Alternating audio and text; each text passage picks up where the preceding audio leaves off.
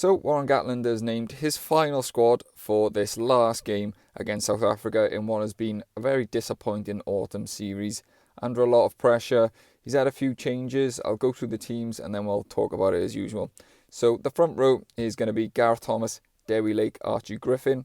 The second row, Adam Beard, unfortunately, looks like he's going to be injured for potentially the rest of the season. So Chris Chinzer comes in to partner Will Rowlands, who's been subpar, you have to say. Then in the back row, James Botham keeps his spot with Jack Morgan on the other flank.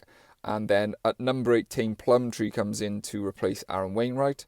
And then there's some more changes in the back line. You've got Ellis Bevan, Sam Costello coming into 10. The centres remain the same of Ben Thomas and Max Llewellyn.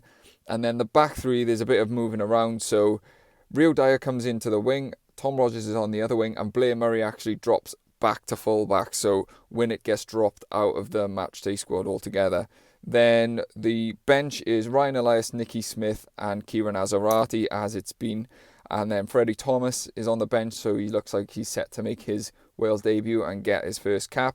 Tommy Raffel, Rodri Williams, Eddie James, and then Josh Hathaway comes onto the bench, which I know a lot of people have been calling for. They wanted to see him maybe earlier in the series, but he's going to get his opportunity in this game. So I'm not surprised there's been a few changes. It's a little bit rearranging the deck chairs on the Titanic, but there's a need to freshen the squad up with it being a 6-day turnaround. This is obviously going to be a physical game. A few players have looked off the pace, so he had to really change it up a little bit and see what he could do to freshen the squad up. The front row, I think, has been pretty good for me and deserves to maintain that. It looks like it's worked and it's forming a little bit of a partnership. The scrums have been pretty steady, and having those other front rowers coming off the bench, the slightly what you would class as better scrummagers, actually did make an impact against Australia. That was one of the very, very few bright spots. The second row, Chinzer comes in to get an opportunity. I'm not sure if he's going to be calling the line out. I would imagine so. It looked like he was the one calling it on the weekend when he came on. Then Plumtree going to 8. Wainwright's dropped out of the matchday squad completely. I'm not surprised. He's got through unscathed after coming back from quite a long layoff. Probably best just get him out the team and give Plumtree an opportunity in what has seemed like his best position this year. So see how that goes. He's obviously a physical player and you're going to need to front up. So I think Ellis Bevan's slightly lucky to keep his spot. No criticism of him, he's still young, but he was excellent, I thought, in the summer when he came in for his debut against Australia.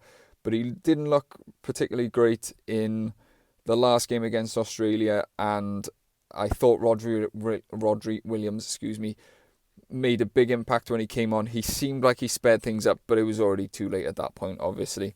The centres stay the same. I'm glad for that because we need to bed a partnership in now.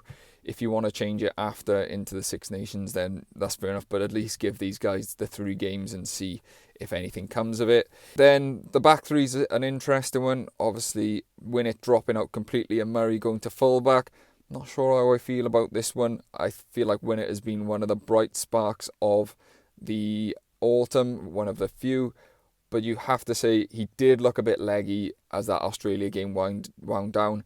And the try that he got skinned in the corner just looked of a guy who was just completely out on his feet. So maybe just freshening up legs, getting a chance for Blair Murray to play in a different position, a position he's familiar with, maybe build a bit of depth there. And Rio Dyer getting a chance on the wing. I'm not sure if Gatland hates Rio Dyer all of a sudden because he hasn't got him anywhere near the matchday squad, and then he puts him in against the Springboks. So, but I am glad to see him getting a chance. Then the bench. The thing is, the line out isn't just on the hooker, of course, but the difference of night and day, it was night and day from when Dewi Lake was thrown in to when Elias was thrown in. I've seen some people on the Rap podcast, they were talking about Australia competed more when Elias came on, but then they also pointed out, well, maybe they targeted him because they feel like his throw-in isn't good enough. But the problem is, and I've spoke to someone about this in the comments, you haven't really got another option because you've got Evan Lloyd on the bench, in the squad, as a development player, and no disrespect to Evan Lloyd, he's not ready for international rugby yet. His darts are just nowhere near where he needs to be, and his nuts and bolts of a hooker, which is fair enough because he's only just converted there.